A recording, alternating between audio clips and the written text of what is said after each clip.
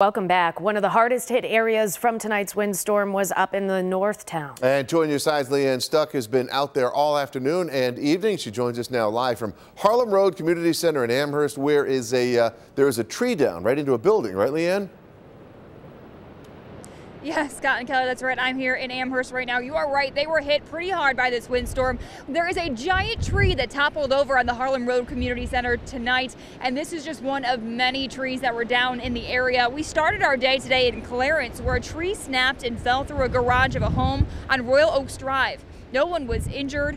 This video is from the Clarence Fillmore Cemetery. Multiple trees were knocked down, damaging headstones in the cemetery.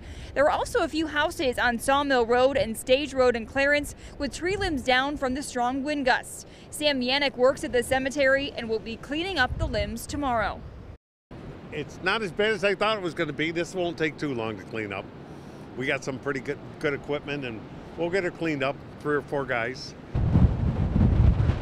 We then moved to Williamsville at the intersection of Main and Young's. A traffic signal fell due to the high winds. Check out this video. It was all caught on camera. The signal nearly misses a car driving through the intersection. The Department of Transportation says they will fix this signal early next week. This is video from Young Street in Tonawanda, where a large tree fell in the roadway, closing the road to traffic. Now, with all of the limbs and trees down throughout western New York, it is easy to say that there will be a lot of cleanup coming up tomorrow. Of course, we'll have much more on this coming up on Channel 2 at 11. For now, live in Amherst, Leanne Stuck, Channel 2 News.